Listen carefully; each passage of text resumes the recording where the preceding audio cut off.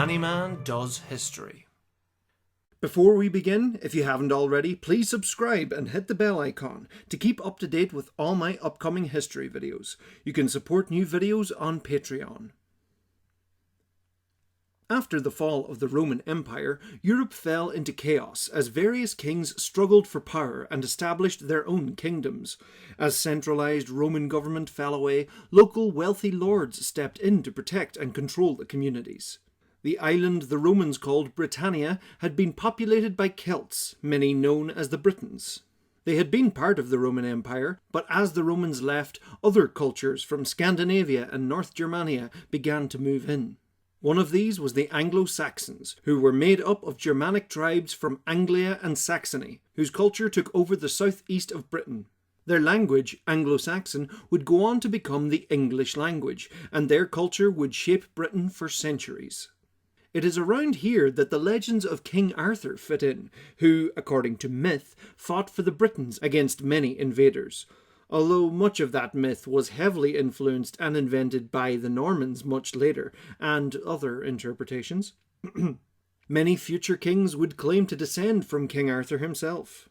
Different Anglo-Saxon kingdoms were established across Britain. According to the Anglo-Saxon Chronicle, the Kingdom of Wessex was established by Cerdic, and the House of Wessex would rule mostly in the south for centuries.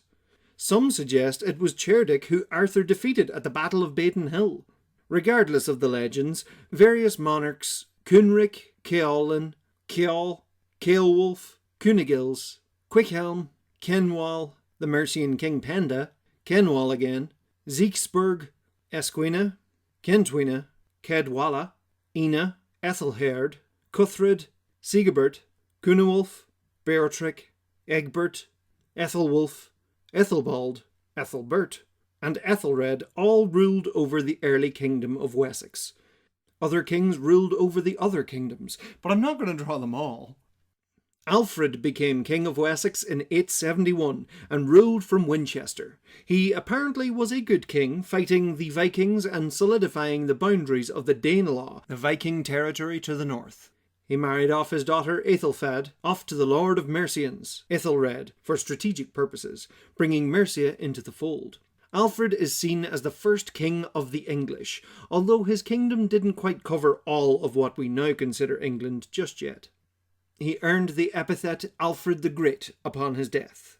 His son Edward the Elder expanded the kingdom by taking direct control over Mercia after his sister died and conquering more Vikings. He fought an uprising of Mercians and Welsh at Chester in 924 and would die soon after. When he died, one of his sons, Elfwerd, may have been king of Wessex, but died a few weeks after his father. Another of his sons, Ethelstan, became king. He defeated the Vikings in Jorvik, today known as York, becoming the first king to rule all of England, or most of it anyway. England taking its name from the land of the Angles.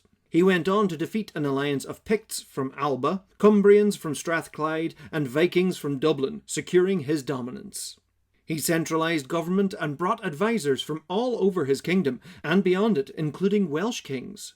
He was very influential in Europe, marrying off his sisters, but he himself never married. The crown passed to his half-brother Edmund I. Vikings from Dublin invaded Northumbria, so that had to be dealt with. Edmund later invaded Strathclyde, but settled things with Malcolm I of Scotland, establishing a stable border with Scotland. During this time, monasteries began to be revived. Edmund was assassinated in Puckle Church while he was still in his mid-20s. His brother Eadred became king. He had some trouble with Viking kings, but he sorted them out and brought the kingdom of Northumbria back into the fold, a great kingdom of learning. He died childless, and Edmund's son Eadwig became king. Eadwig completely fell out with the church, and in turn many nobles turned against Eadwig, and to avoid civil war, England was divided back into Wessex and Mercia, with the River Thames acting as the border. Eadwig's younger brother Edgar was made king of Mercia. Eadwig died before even turning 20. Edgar the Peaceful became king and patched things up with everyone, gave loads of land to the church, reunited the kingdom and enjoyed a peaceful unified England. His coronation ceremony in Bath became the basis for all English coronation ceremonies in the future. Edgar's eldest son Edward controversially became king. He was not Edgar's official heir, known as an atheling. Some considered him illegitimate, but the Archbishops Dunstan of Canterbury and Oswald of York crowned him anyway to maintain the church's influence on the crown. As the name suggests, Edward the Martyr was murdered, allowing Edward's half-brother, Edgar's preteen son, Ethelred the Unready, to become king. But he was unpopular as his followers were linked to Edward's death, who was quickly becoming a saintly legend.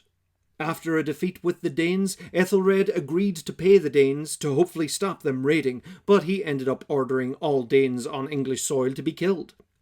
In retaliation, Danes led by Sven Forkbeard, son of Harold Bluetooth, raided England for a decade, culminating in an invasion. Ethelred fled to Normandy, allowing Sven Forkbeard to be crowned King of England. 5 weeks later, Sven suddenly died. This allowed the exiled Ethelred to be restored, return with his great warrior son Edmund and fight off Sven's son Knut. At one point, Edmund rebelled against his own father amidst the chaos. Soon after, Ethelred died, and Edmund became king and continued the war against Knut, ceding control of several kingdoms to the Danish king. Edmund's acts of valour earned him the nickname Edmund Ironside. Edmund died within the year, some stories telling of his death by crossbow while on the privy, but it's likely not true. Still a good story though. With Edmund dead, Knut moved in and became king of the whole kingdom of England. He married Ethelred's widow, Emma of Normandy, to further solidify his hold on England. Emma's sons by Ethelred went into protection in Normandy, as Knut began killing many of Ethelred and Edmund's heirs and supporters. Knut the Great was a very powerful king, controlling England, Denmark, Norway and parts of Sweden, now with better access to his Viking allies in Ireland. Knut became very influential in the Catholic Church too. A legend arose about Knut sitting against the tide to prove to his flattering courtiers that there were some powers above that of a king. When Knut died, his son Harold Harefoot became regent of England in place of his half-brother Harthacnut, who was in Denmark fighting a rebellion. During this time, Harold's mother Ilfgifu of Northampton brought many nobles on side, including the ambitious Godwin, Earl of Wessex, who ruled south of the Thames alongside Emma of Normandy, in place of her son Harthacnut. Her other sons by Ethelred the Unready, Alfred and Edward, returned separately to England from exile in Normandy with a small force. Alfred was captured by Godwin and killed. Edward returned to Normandy. Harold was eventually crowned King of England himself. Fearing she was losing support, Emma fled to Flanders. Her son Harthacnut wasn't happy with Harold taking the crown of England, so he readied an invasion army. But Harold died before he arrived, so Harthacnut became king anyway. He ruled with an iron fist, and invited his half-brother Edward back from exile, probably as his heir. Harthacnut died at a wedding after only a 2-year reign, dying young like several of his predecessors. It was a dangerous position. This was the end of Danish rule, and the Anglo-Saxons were restored. Edward, son of Ethelred the Unready, and half-brother of Harthacnut, became king. It's a complicated family tree. Edward had a tough time re-establishing the Anglo-Saxon throne. All the while, the rival family of Godwin, Edward's father-in-law, was rising in power. Tension was high between them, particularly given that Godwin had had Edward's brother Alfred killed. Edward aided an invasion of Scotland against King Macbeth, yes, that Macbeth, and quelled a rebellion from the Welsh. Edward oversaw the beginning of construction on Westminster Abbey, and his connections with the church would gain him a posthumous sainthood known as Edward the Confessor. Edward had many links with the Normans of Normandy, having spent many years there in exile. It is understood that he had promised the throne to his cousin, Duke William II of Normandy, but upon his deathbed he gave protection of the kingdom to his brother-in-law Harold, Godwin's son. And so passed the last king of the House of Wessex. Harold Godwinson was crowned king, but some were not impressed by this development, including William of Normandy. But that is a story for part 2. Thanks for watching, folks. Don't forget to subscribe and hit the bell icon to be notified as soon as part 2 comes out. You can support the creation of these videos on Patreon and enjoy a load of benefits. I'm also excited to announce that I have launched my new podcast, Where Many Have Gone Before. where I watch the many series of Star Trek for the first time. Go and check it out on Spotify. You can buy my books and all sorts of more Manny Man merchandising on johndruddy.com, and even more Manny Man merchandise on Teespring. You can also follow me on Instagram, Facebook and Twitter for all sorts of pictures, posts and updates.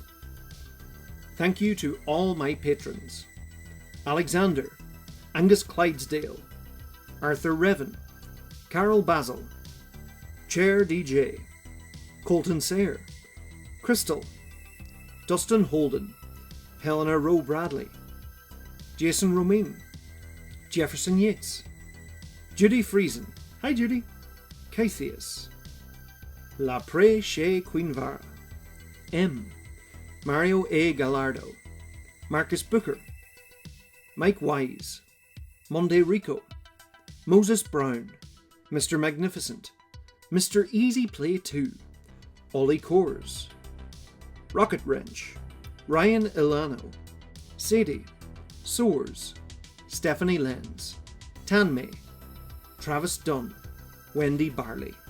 Once again, thank you.